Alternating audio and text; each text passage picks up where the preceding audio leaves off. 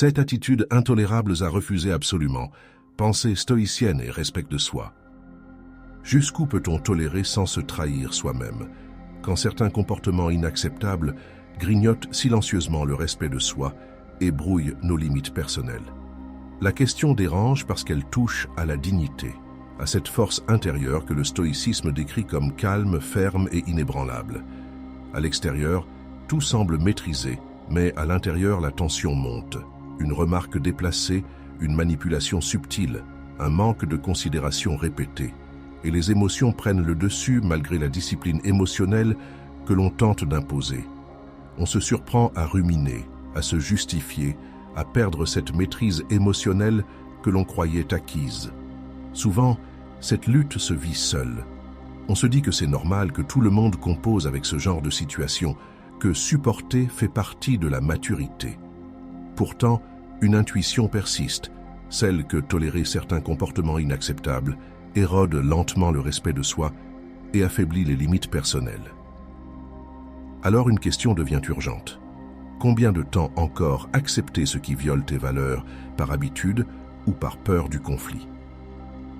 La philosophie stoïque invite à regarder la réalité en face et à choisir consciemment ce qui mérite ton temps, ton énergie et ta paix intérieure. Voici la révélation essentielle. Ce malaise n'est pas une faiblesse, c'est un signal.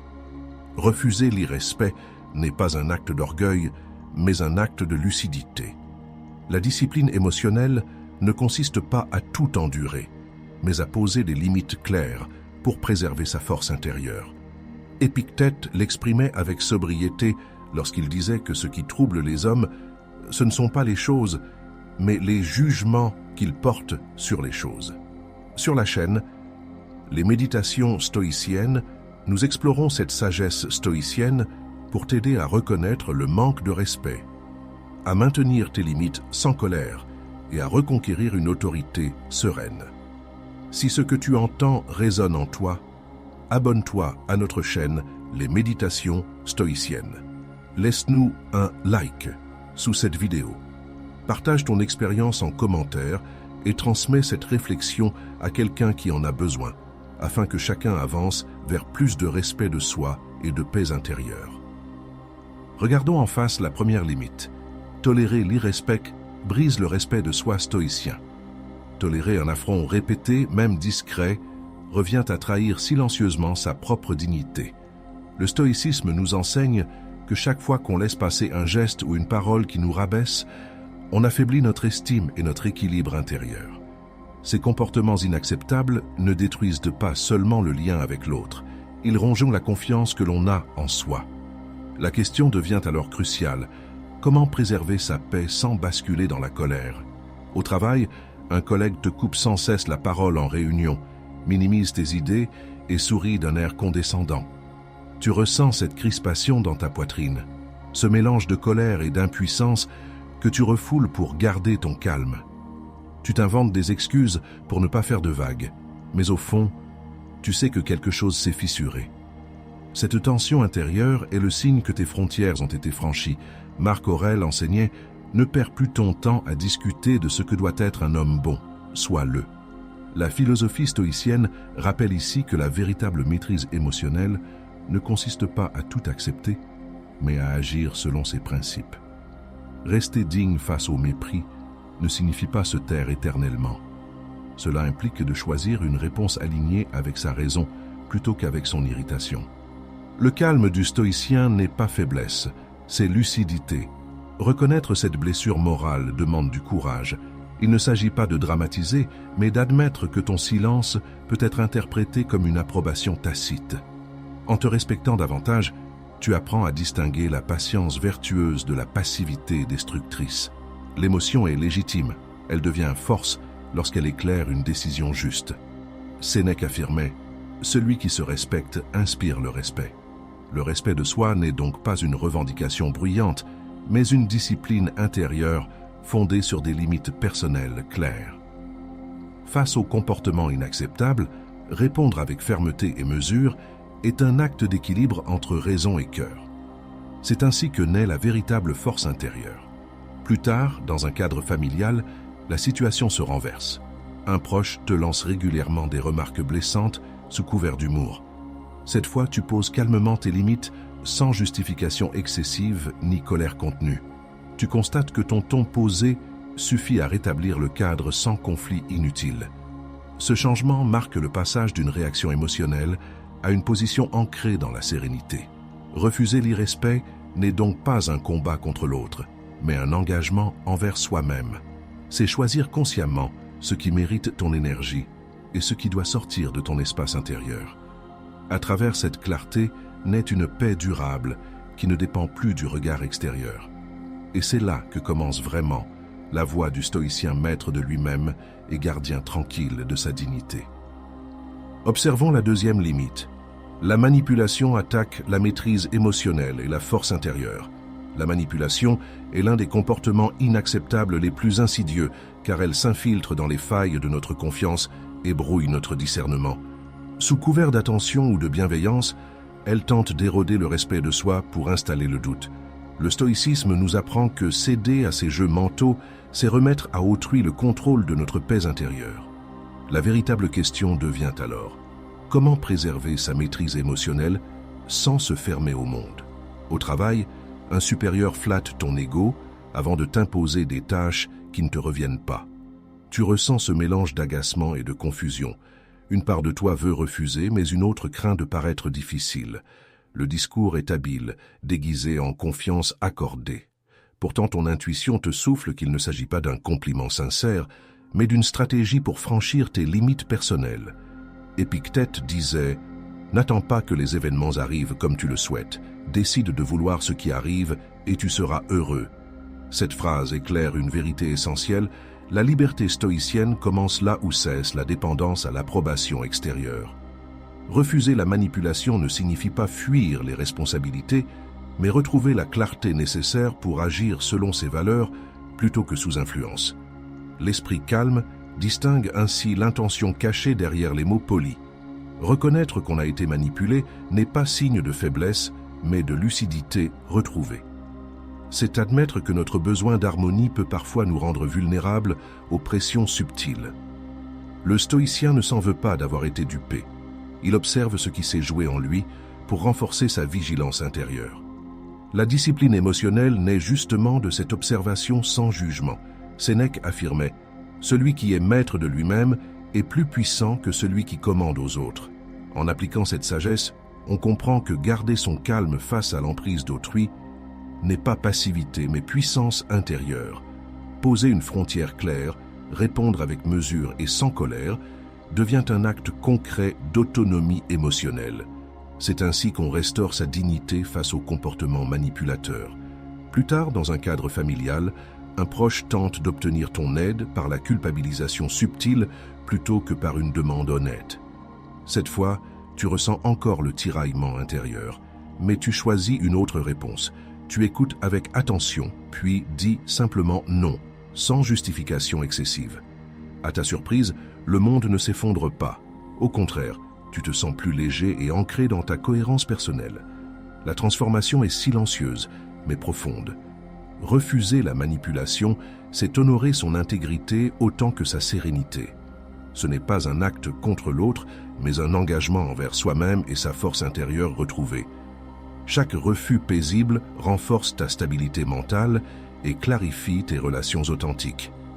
Et c'est sur cette solidité tranquille que se construit peu à peu l'autorité sereine du véritable esprit stoïcien. Allons au contact de la troisième limite. La trahison de la confiance vole la paix intérieure stoïcienne. La trahison est l'une des blessures silencieuses les plus profondes. Lorsqu'une promesse est rompue ou qu'une parole donnée se transforme en mensonge, c'est le socle même de la relation qui vacille. Ces comportements inacceptables ne brisent pas seulement un lien, ils fissurent notre sentiment de sécurité intérieure. Le stoïcien s'interroge alors comment préserver sa sérénité sans se refermer totalement à autrui. Dans un cadre professionnel, un collègue en qui tu avais placé ta confiance révèle une information que tu lui avais confiée. Tu ressens cette chaleur dans la poitrine, mélange de colère et d'incrédulité. Ton esprit cherchant une explication logique à ce manquement. Tes pensées tournent en boucle entre envie de confrontation et désir d'apaisement. Ce tumulte intérieur signale que tes frontières morales ont été franchies. Marc Aurèle affirmait « La meilleure vengeance est de n'être pas semblable à celui qui a commis l'injustice ». Cette phrase éclaire le dilemme du cœur trahi, répondre à la déloyauté par la mesure plutôt que par l'amertume. Le stoïcisme enseigne que garder son calme ne signifie pas ignorer l'offense, mais choisir de ne pas y laisser son équilibre. La force intérieure se manifeste dans cette capacité à rester aligné malgré la blessure. Reconnaître la douleur sans s'y perdre est un acte de lucidité. Il est naturel d'éprouver une onde d'amertume quand la loyauté est bafouée. Nier cette émotion serait se couper d'une part humaine essentielle. Mais s'y accrocher reviendrait à entretenir le poison. L'esprit discipliné observe ce trouble avec recul et décide consciemment du sens qu'il veut donner à l'événement. Sénèque écrivait « Ce n'est pas parce que les choses sont difficiles que nous n'osons pas. C'est parce que nous n'osons pas qu'elles sont difficiles. » Oser poser des limites après une trahison demande du courage tranquille et une authentique maîtrise émotionnelle. Cela consiste à affirmer calmement ce qui n'est plus acceptable sans nourrir de ressentiments inutiles. C'est ainsi qu'on restaure son équilibre moral et son autonomie affective. Plus tard, dans un contexte familial, un membre proche minimise ton ressenti après t'avoir manqué de parole. Cette fois, tu ne t'emportes pas ni ne te tais. Tu exprimes simplement ton désaccord avec clarté et bienveillance. Le silence pesant laisse place à un respect nouveau, né de ta fermeté apaisée. Tu découvres alors qu'établir des limites peut être un acte d'amour vrai, autant que de respect personnel. La trahison devient alors non plus une fracture définitive, mais une initiation intérieure. Elle révèle combien le respect de soi exige vigilance et constance dans nos relations humaines. Préserver sa paix n'est pas fuir les autres, mais choisir consciemment les liens qui élèvent plutôt que ceux qui épuisent. C'est sur cette clarté tranquille que se poursuivra naturellement notre exploration des limites suivantes du chemin stoïcien. Écoutons sans filtre la 4e limite, quand le drame constant épuise la discipline émotionnelle. Le drame permanent est une forme de tempête silencieuse qui use la clarté d'esprit et fragilise la stabilité intérieure. Ces comportements inacceptables ne se manifestent pas toujours par des cris, mais par une agitation continue qui détourne de l'essentiel. Le stoïcisme rappelle que notre paix dépend moins des circonstances que de notre capacité à maintenir notre équilibre intérieur. La question devient alors, comment préserver sa sérénité quand l'entourage semble se nourrir du chaos? Au travail, un collègue multiplie les plaintes et les urgences imaginaires, t'entraînant dans un tourbillon d'émotions négatives. Tu sens ton énergie s'effriter, ta concentration se disperser et malgré tes efforts pour rester calme, tu finis par te sentir vidé. Tu cherches à apaiser la situation, mais chaque tentative ravive de nouvelles tensions. Ce cycle t'éloigne peu à peu de ta propre maîtrise émotionnelle. Marc Aurèle enseignait « L'âme prend la couleur des pensées qui l'occupent ». Cette phrase éclaire le mécanisme invisible du drame. Il colonise ton attention et te prive de ton pouvoir intérieur. Pour le sage stoïcien, refuser de s'y laisser entraîner n'est pas indifférence, mais protection consciente de son esprit. C'est choisir la paix plutôt que la réaction, la lucidité plutôt que l'épuisement. Il est normal de ressentir fatigue et frustration face au désordre constant. Reconnaître cette lassitude sans culpabilité, c'est déjà retrouver une part d'équilibre. L'erreur serait de croire qu'apporter des solutions à tout apaisera les autres. En réalité, c'est ton calme qui inspire l'ordre autour de toi. La véritable discipline intérieure consiste à ne pas confondre compassion et absorption du chaos d'autrui.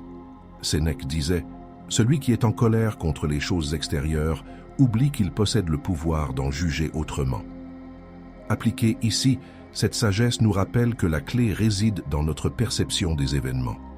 Refuser le drame incessant ne signifie pas rejeter les personnes, mais refuser d'entretenir leur tourment intérieur en y répondant avec agitation. C'est ainsi qu'on restaure sa force intérieure et une présence apaisée. Plus tard, dans un cadre familial, un proche transforme chaque détail du quotidien en sujet de tension. Cette fois, tu écoutes sans t'impliquer émotionnellement, puis tu choisis le silence réfléchi plutôt que la justification instinctive. À ta surprise, le conflit s'essouffle faute d'aliments émotionnels.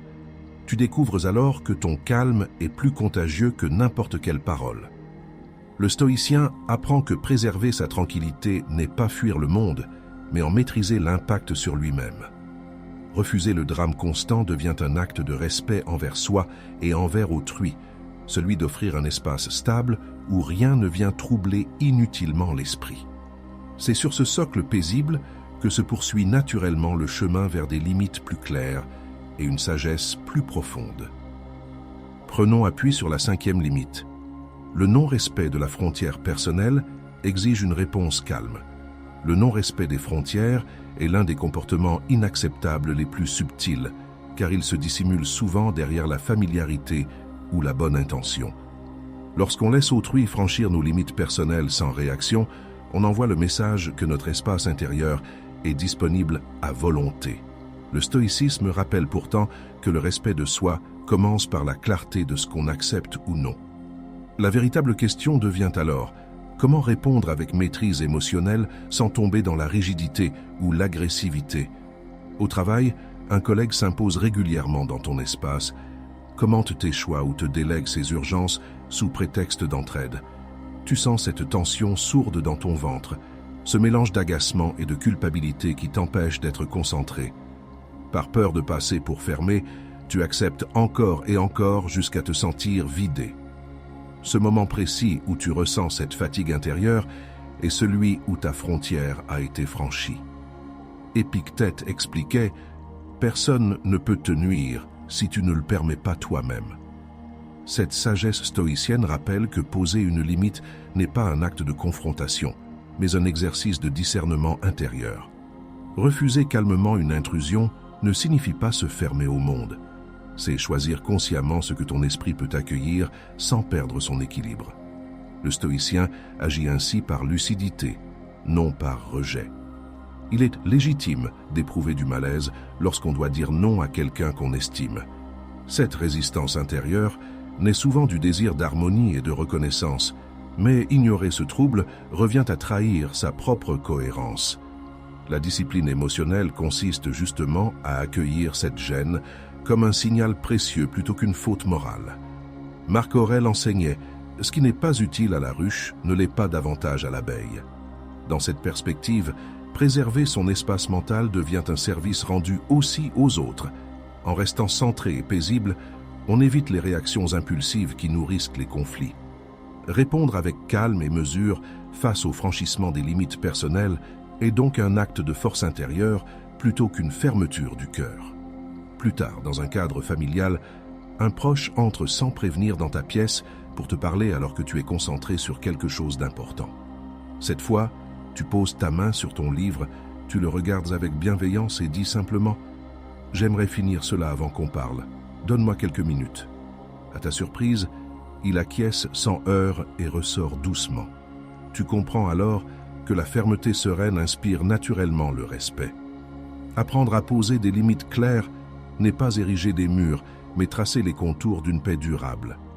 Chaque réponse calme renforce ta stabilité émotionnelle et montre aux autres comment te traiter avec considération. Le stoïcisme enseigne ainsi que la dignité n'a pas besoin de bruit pour exister.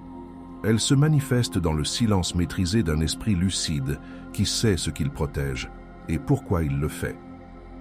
Cheminons à travers la 6e limite. L'hypocrisie détruit l'intégrité selon Sénèque.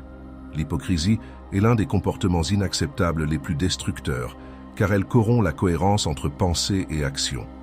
Elle mine la confiance, altère le respect de soi et affaiblit cette force intérieure que le stoïcisme considère comme le socle de toute vertu. Quand les mots et les actes ne s'accordent plus, la paix intérieure s'effrite lentement. La question devient alors: comment rester intègre dans un monde où la duplicité semble parfois être la règle? Dans un cadre professionnel, tu observes un collègue prôner la loyauté en réunion tout en critiquant les autres en privé. Tu ressens une gêne mêlée de déception. Ce double discours te renvoie à ton propre besoin de cohérence. Ton instinct te pousse à t'éloigner, mais une part de toi hésite par peur d'être jugé distant. Ce trouble intérieur révèle combien il est difficile de préserver ses limites morales quand l'ambiguïté domine. Sénèque disait « Il n'est pas libre celui qui est esclave de ses passions ». Cette parole éclaire le paradoxe de l'hypocrisie. Elle naît souvent du désir d'être aimé ou admiré plutôt que d'être vrai. Le stoïcien apprend que la liberté véritable consiste à agir selon sa raison, non selon les attentes extérieures. Refuser la duplicité ne signifie pas condamner autrui, mais choisir l'authenticité comme pilier de sa discipline intérieure. Reconnaître sa propre tentation d'hypocrisie demande un courage silencieux. Il ne s'agit pas de se juger sévèrement, mais d'observer avec lucidité ces moments où nos paroles dépassent nos convictions. La maîtrise émotionnelle commence là, dans cette honnêteté tranquille envers soi-même qui refuse les masques sociaux. C'est ainsi qu'on redresse doucement son axe intérieur. Marc Aurèle enseignait « Ce qui ne rend pas l'homme meilleur ne doit pas être dit ni fait ». Cette directive simple trace une voie claire pour toute âme en quête d'intégrité. Chaque fois que tu choisis la transparence plutôt que la façade, tu renforces ta cohérence morale et ton ancrage intérieur. Face aux faux semblants, répondre avec clarté et calme devient un acte concret de sagesse stoïcienne. Plus tard, dans un contexte intime, une discussion avec un proche révèle une contradiction entre tes paroles apaisantes et ton irritation contenue. Cette fois, tu respires profondément avant de parler et admets simplement ton agacement sans détour ni justification excessive. À ta surprise, l'échange se détend instantanément. Ton authenticité crée un espace sincère plutôt qu'un conflit. Tu découvres ainsi qu'être vrai inspire naturellement le respect. L'hypocrisie détruit l'intégrité non par le mensonge seul, mais par la distance qu'elle crée entre soi et sa conscience. En choisissant la droiture plutôt que le masque, on retrouve cette paix intérieure que rien d'extérieur ne peut troubler durablement. Le stoïcisme nous rappelle alors que vivre selon ses valeurs n'est pas un fardeau moral mais une libération profonde. C'est sur cette vérité simple que s'ouvre naturellement la dernière étape du chemin vers une dignité pleinement assumée. Choisissons d'honorer la 7e limite, refuser le mépris pour préserver la dignité stoïcienne. Le mépris est l'un des comportements inacceptables les plus corrosifs. Il s'insinue lentement dans les échanges jusqu'à faire douter de sa propre valeur. Le stoïcisme rappelle que ce qui nous atteint n'est pas l'offense elle-même, mais notre interprétation de celle-ci. Pourtant, face à la dévalorisation répétée, même l'esprit discipliné peut vaciller. La question devient alors, comment préserver sa dignité sans céder à la colère ni au silence complice? Au travail, un responsable te parle sur un ton condescendant devant tes collègues, feignant la plaisanterie. Ton visage reste impassible, mais une chaleur monte dans ta poitrine, signe du trouble intérieur que tu contiens. Tu ressens ce tiraillement entre le besoin de te défendre et celui de rester maître de toi-même. Cette tension révèle combien il est difficile d'allier respect personnel et tranquillité intérieure lorsque le mépris s'invite. Épictète disait « Ce n'est pas ce qui t'arrive qui te blesse, mais la manière dont tu y réagis. » Cette sagesse éclaire la voie stoïcienne. Refuser le mépris ne consiste pas à riposter violemment, mais à reprendre le pouvoir sur sa perception. En observant ton émotion sans t'y soumettre, tu empêches autrui de gouverner ton état d'âme. La véritable maîtrise émotionnelle naît dans cette distance intérieure où la raison reprend le dessus. Il est humain d'éprouver de l'humiliation ou de la colère lorsqu'on se sent rabaissé. L'erreur serait de nier cette douleur ou de s'y abandonner entièrement. Le stoïcien accueille cette blessure comme un signal clair, celui qu'une frontière morale vient d'être franchie. C'est en reconnaissant ce trouble sans jugement que naît la possibilité d'une réponse juste. Marc Aurèle affirmait « L'homme noble se tient droit, non parce qu'on le regarde, mais parce qu'il est ainsi fait. » Cette phrase invite à une réponse intérieure avant toute réaction extérieure. Refuser calmement une parole méprisante ou une attitude dénigrante n'est pas arrogance mais expression naturelle du respect de soi. C'est dans cette force tranquille que s'enracine une véritable discipline émotionnelle capable de désamorcer toute attaque. Plus tard, dans un contexte familial, un proche se moque ouvertement d'un projet qui te tient à cœur. Cette fois, tu ne justifies rien. Tu souris doucement et dis simplement que ce sujet te passionne trop pour être traité avec ironie. À ta surprise, le ton change et le silence s'installe brièvement avant qu'ils ne reconnaissent ton sérieux. Tu découvres alors qu'une réponse posée peut imposer plus de respect qu'une confrontation bruyante. Refuser le mépris n'est donc pas une lutte contre les autres, mais une affirmation silencieuse de sa propre valeur. Le stoïcien apprend que chaque fois qu'il choisit la clarté plutôt que la colère, il renforce son autorité intérieure. Préserver sa dignité devient ainsi un acte quotidien de lucidité et d'équilibre, et c'est sur cette stabilité apaisée que s'achève naturellement le parcours des limites, celle qui protège la paix véritable du sage moderne. Le chemin parcouru t'a ramené à l'essentiel, reconnaître ce qui t'appartient et ce qui ne dépend pas de toi. En affrontant ces comportements inacceptables, tu as appris que le respect de soi ne se proclame pas, il se pratique dans le silence des décisions justes. Chaque épreuve a révélé une part de ta lucidité, celle qui sait poser des limites personnelles sans colère, choisir la discipline émotionnelle plutôt que la réaction instinctive, et préserver sa dignité sans s'enfermer dans l'orgueil. C'est ainsi que naît la véritable sagesse, par l'acceptation tranquille de ce qui est hors de ton contrôle et la maîtrise sereine de ce qui dépend encore de toi. Désormais, tu expérimentes cette paix stoïcienne qui ne fuit pas le monde, mais en embrasse la réalité avec mesure. Comme l'enseignait Marc Aurèle, l'obstacle sur le chemin devient le chemin. En transformant chaque affront en occasion de croissance, tu découvres la force intérieure qu'offre la vertu du discernement. Le détachement ne signifie plus indifférence, mais présence totale à ce que tu choisis d'honorer. Le stoïcisme te ramène à cet équilibre où la maîtrise émotionnelle n'est plus contrainte, mais liberté vécue au quotidien. Si cette réflexion résonne en toi, rejoins notre communauté sur les méditations stoïciennes. Abonne-toi pour continuer à marcher aux côtés d'autres chercheurs de sagesse qui avancent dans le calme et la clarté. Chaque like ou commentaire devient ici un acte de bienveillance partagée, un signe discret de ton engagement sur cette voie exigeante mais libératrice. Ensemble, cultivons cet art du discernement face aux comportements inacceptables et cette discipline émotionnelle qui éclaire chaque geste du quotidien. Souviens-toi, la force véritable ne crie pas, elle se tient droite dans le silence intérieur. Continue d'avancer avec présence et mesure, car la sagesse n'est pas une destination, c'est une pratique, celle d'un esprit libre qui choisit chaque jour le respect de soi comme forme suprême de paix.